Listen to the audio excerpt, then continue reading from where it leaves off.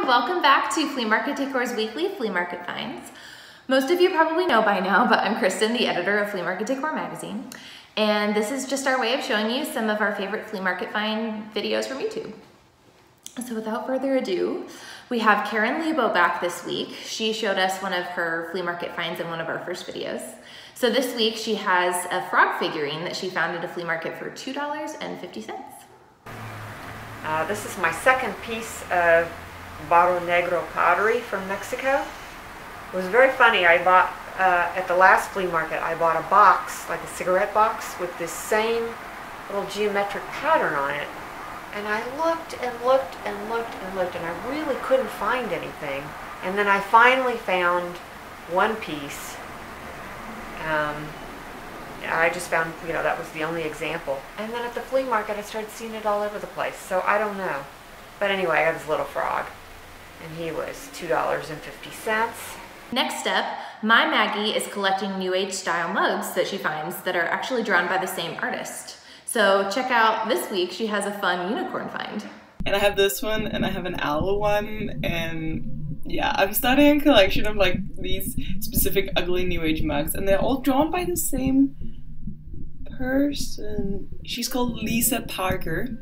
She draws these, and they're ugly, and I love them, and I want like to have an entire collection of these.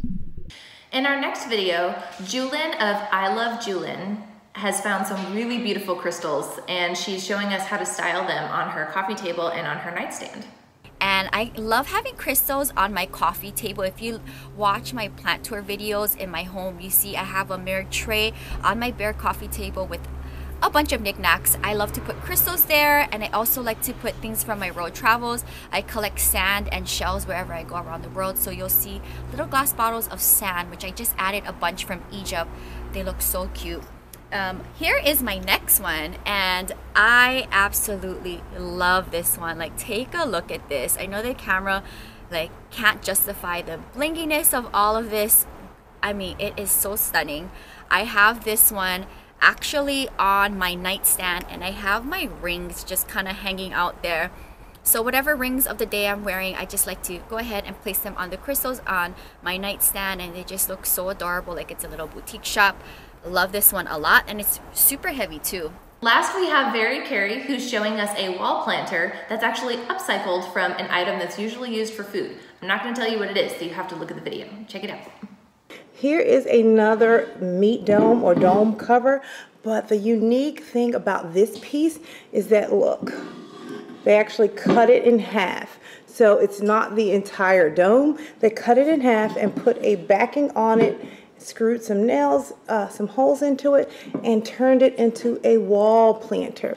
So if you can imagine this, the top that you would pick up the meat dome, it goes upside down, and now you have a beautiful planter. So you'll put your plants or whatever it is that you want to plant inside, and I plan on using this beautiful piece in my dining room. Okay, last, I like to show my own flea market finds, and this week is my favorite vintage find ever, or at least in general, my favorite vintage finds are vintage books.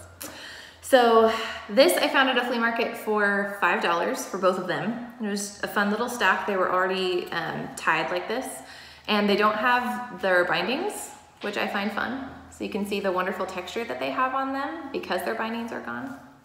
And I just think they're really pretty and fun. I usually style them with a dried rose.